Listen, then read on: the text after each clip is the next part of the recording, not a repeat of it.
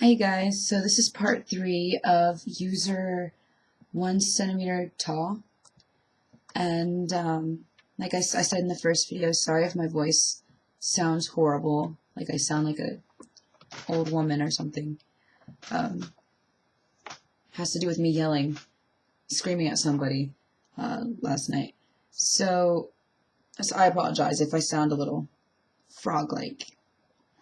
But anyway, so I only have 2 questions. For those of you that have been watching, actually I think he'd be the only one interested in this video, so that's okay. I decided to make it anyway. I'm on question 9, and it says, a thief breaks into your house. You whip out the Shrink-O-Matic 3000, you fire it at him, and shrink him to 1 centimeter tall. But he quickly runs away and hides. After searching, you find him in your shoe. Describe what you would do to him and what he would see and what you would think. Well, my first thought would be I'd be kind of scared because I'd be afraid that he'd hurt me, but then I'd remember that he's really small and I could hurt him. So if he was in my shoe, my first thought would be I technically could just put my foot in there and crush him. But I would, like I said, I like to give people a fair chance, to be my little helper, or I'll kill you. That's just how it kind of goes. I like to give people a little chance. So I wouldn't kill him, but I'd take him out of my shoe. It says super cunt fuck, if that's what you guys are wondering. Somebody put that on my shoe. But I'd put him in the shoelaces. This is this little island guy that I screwed up in the last video.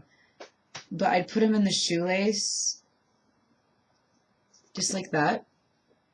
See? And I would walk around in the house and listen to him yell and beg, and he'd be like, "Please, Smokey, please let me go." And I'd just walk around. And then he'd be scared as fuck because I'd keep walking near the dog and stuff like that. I might even be tempted to spit on him because it's just on my shoe. I don't care if I spit on my shoe. I might be tempted to spit on him. I'd purposely tighten the shoestrings, especially if he was talking or screaming too loud. I'd tighten on him. And then if he told me, I'll do anything, oh, look at that, his neck's getting ready to come off. Anyway, look, his neck is all twisted up. That's what would happen to him. But if he said, I'll do anything, then I'd let him. Well, I wouldn't let him. I'd think about making him be my helper, because I need tons of helpers, because I always kill them off eventually anyway, unless they're special. So yeah, if he said I'll do anything, I'll be like, okay, well then you're gonna work for me. I'm not gonna make you a normal size. And if you have a problem with that, then you want to die. Somebody wants to die. Question 10. This is the last one.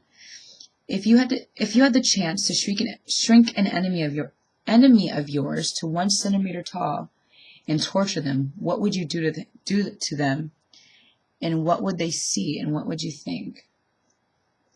If I was going to torture an enemy, it probably wouldn't be anything that you guys would be into.